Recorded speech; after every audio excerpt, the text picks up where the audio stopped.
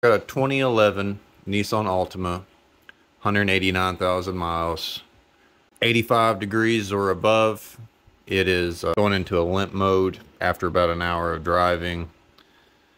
Engine still runs, it just loses all power. You have to pull over the side of the road, wait a couple minutes. You can shut the car off, shut it back on, you get your power back. You can continue driving for another 30-45 minutes. Saw a bunch of people complaining about the transmission overheating, causing a limp mode.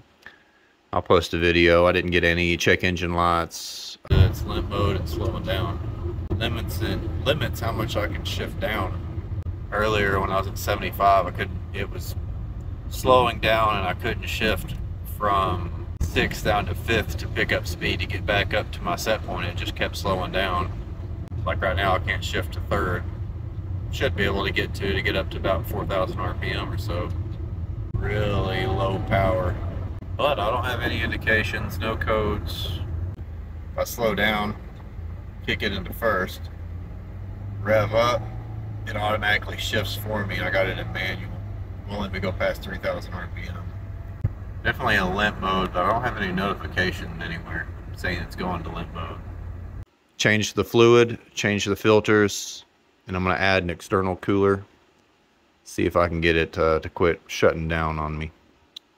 Got a B&M external transmission cooler. It's one I've actually had for years off of Amazon. It's not very expensive, 50 bucks.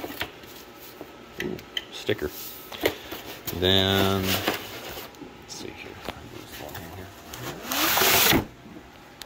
70268.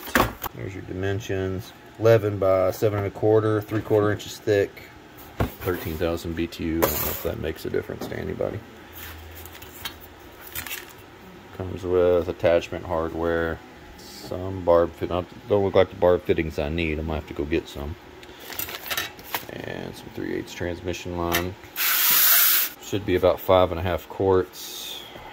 TF246 cartridge filter. Cartridge filter. Transmission hand filter gasket. Got jack stands along the pinch weld. Always give your car a couple shoves. So we go down underneath. This is where the cartridge filter goes, right here. So it looks like this housing has 4 bolts. And then putting the cooler, looks like my mom's little splash plate right here is broken. Oh, she's got a ton of bugs. Get this bumper off. Okay. And these trim clips, let's use a automotive trim tool, Harbor Freight special. And if I can get underneath it there.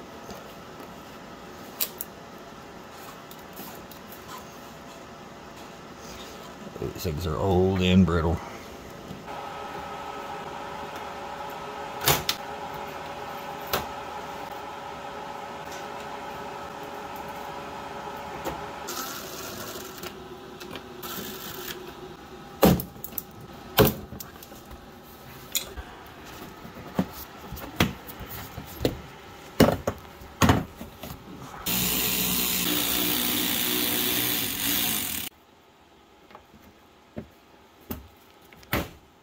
That was easy. Yeah, it probably is.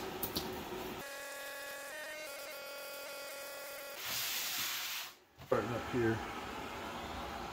I got the bumper off. And so here's the cartridge housing. Alright, yeah, I'm on it now. Okay.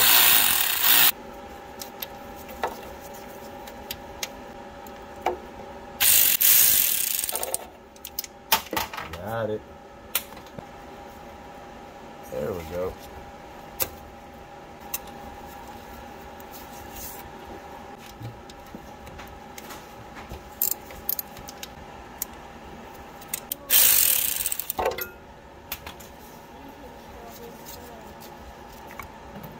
Oh, look how dirty that fluid is, man.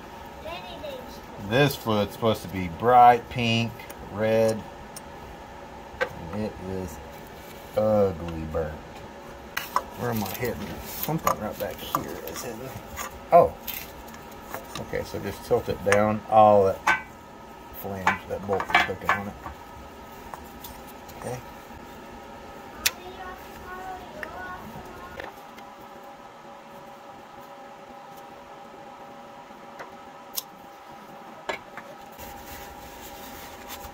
Yeah, an O-ring. Hard to film cleaning that. So, out with the old, in with the new. Just using a little bit of grease. Grease on the gasket. That's what the instructions say. I'd probably use transmission fluid, but I guess I'll follow the instructions this time. That's on. Okay. Apply a little bit of grease to that O-ring. Install it at a downward angle. Back in full. Okay, all bolts are finger tight. Let's see if we can get 80 inch-pounds on here. That is not very tight, by the way. Let me fill it with my wrench. Okay.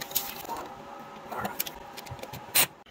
Okay, next I'm going to start installing the bypass hoses for the new transmission oil cooler, the external one. And we're going to come off of the return line after the radiator cooler, the transmission cooler. So if we follow the line, it comes through the cartridge filter that we just changed. So if you're looking, this is the transmission cartridge filter, and all it's doing is filtering any debris before the fluid goes to the radiator. So there's this banjo bolt through the hose up top, comes over here, and this little cross clamp right here, it's the upper hose, so the fluid travels all the way up to the top of the radiator, comes down the cooler all the way down here to above the radiator hose, and it's clamped to this fitting. Out of the fitting, bottom side of this cross clamp, clamped right here. So we're going to remove this hose. This is the return hose. I'm going to come out here, go right back through there. That'll go to the aftermarket transmission cooler.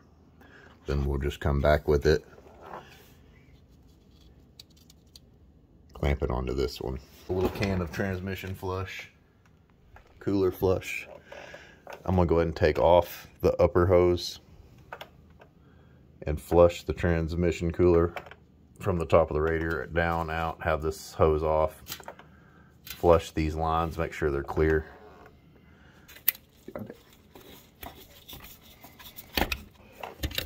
Must have drained back to the transmission because I didn't get anything out. There it goes. Alright, so we know this upper hose is going up to the radiator. This lower hose is the return. Okay, so I got my air compressor regulator turned down to 20 pounds, just because I don't know what that that coil inside that radiator is designed at, but I'm sure it's under 30 pounds. So I just turned it down to 20. I just want to flow some air through there and push out any more fluid or flush that's left in the system. Yeah, it looks pretty clean actually now. Got it.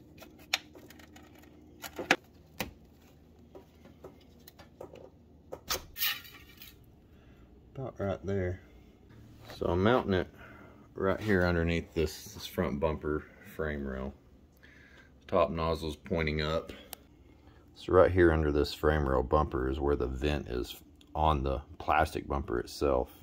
Would mount it up here, but that's a lot of blocked plastic. There's not a whole lot of vents in the grill for airflow. Right here is where you get most of your airflow. So I'm going to mount it right here. Thought about mounting it that way, but then your frame rail cuts out more than half of the flow. You get a lot more flow through this guy like that. So I have zip ties, everything to attach the oil cooler. We'll mark where we want our holes to be with a paint pen. A couple foot piece of baling wire and string to help fish through the zip tie. And some tape.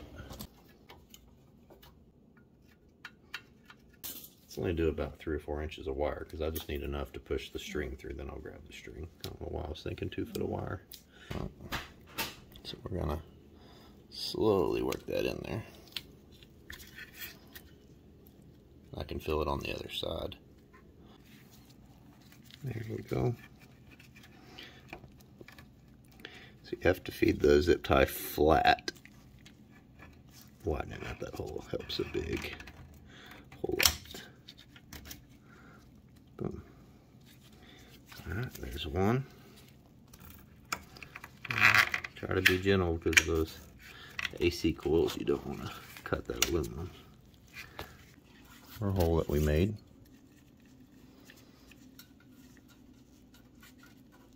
Getting that focus is kind of hard. Alright. Just slowly feed that wire through. Okay. Grab it with the needle nose.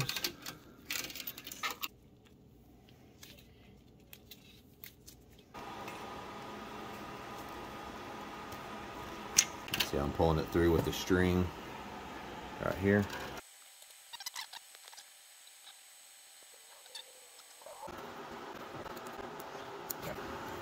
Now we got that on all 4 corners.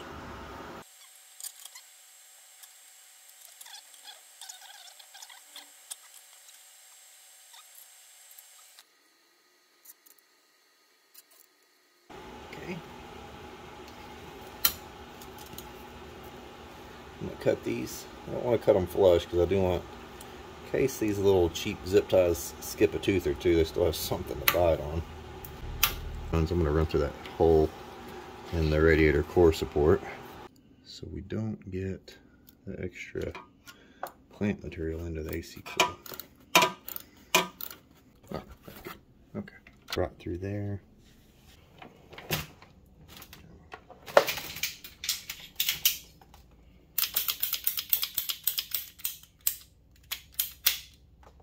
Hose clamp.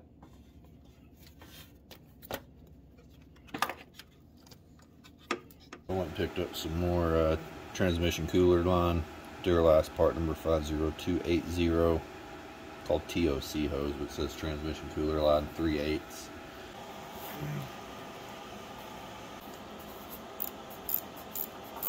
So we're gonna run it up through this air dam.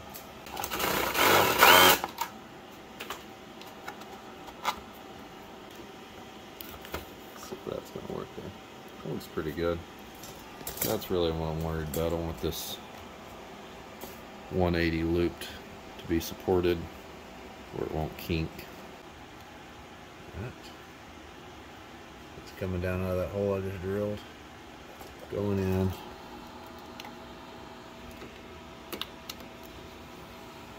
Through this radiator support.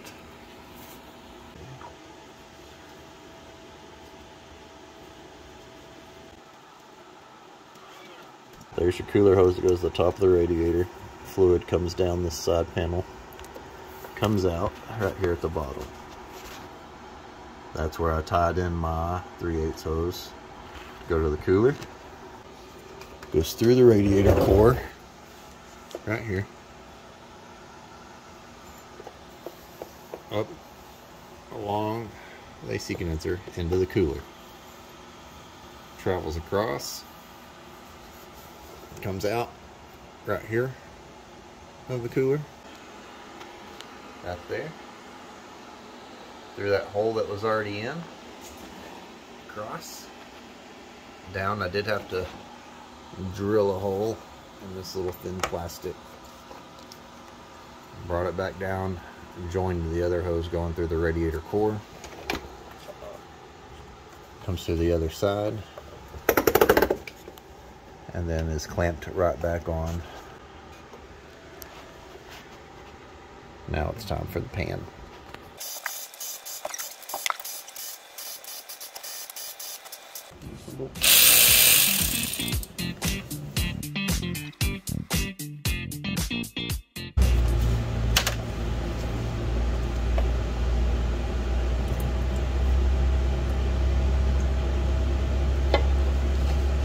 Slide that drain pan back to the center.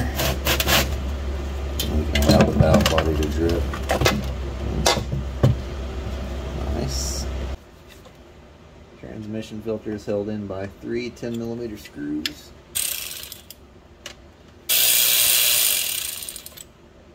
Ooh, okay, different lengths. The passenger front, maybe 1/2 inch. Driver side front, almost 2 inches long. It's the bolt sizes. The back one, it's the same size as the passenger front, so it's about 1/2 inch.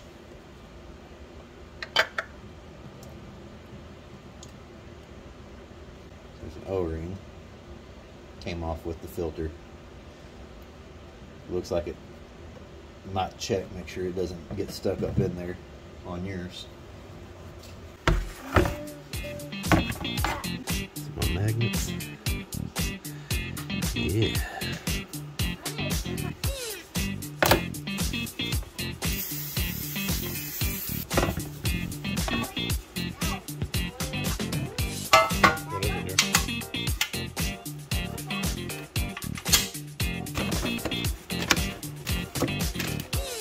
Rubber.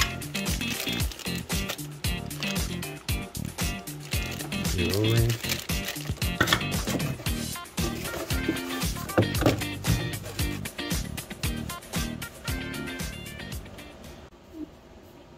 Transmission filter.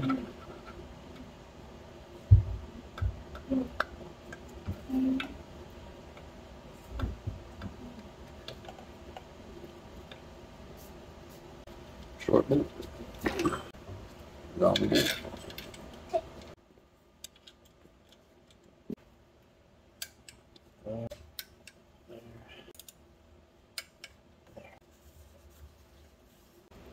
So I just used some grease to stick the gasket to the pan because it does say do not use additives, or sorry, adhesives.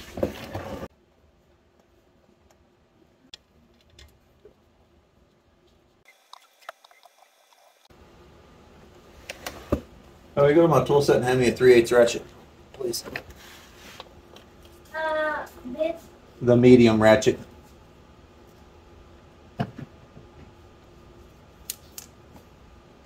Hey, show the camera. Peek down here and show the camera what. Is that camera right there? Say, here you go, Dad. You know that. Thank you. 3/8 ratchet. First, go pick out of the box. You're one heck of a 4-year-old. You know that? One heck of a 4-year-old. That wasn't edited. That was. I'm impressed. Go to 80-inch pounds. Cross hatching. Oh. 120-inch pounds.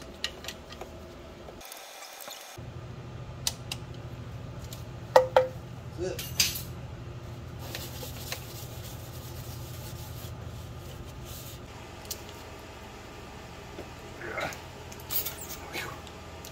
I'll lube up that O-ring a little bit.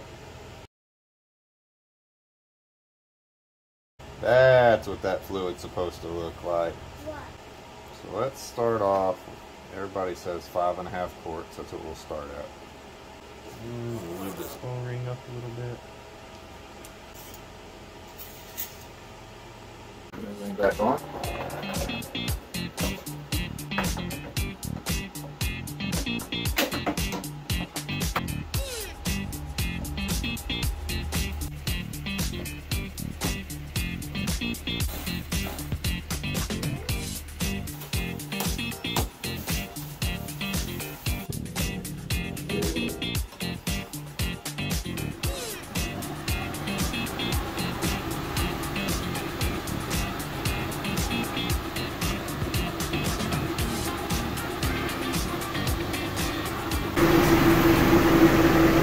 call that a wrap on the trans cooler. No leaks. And I'll post updates. Next time I get a good 100-degree day, I'll go out and drive and see if I get the safe mode shut down if it gets hot.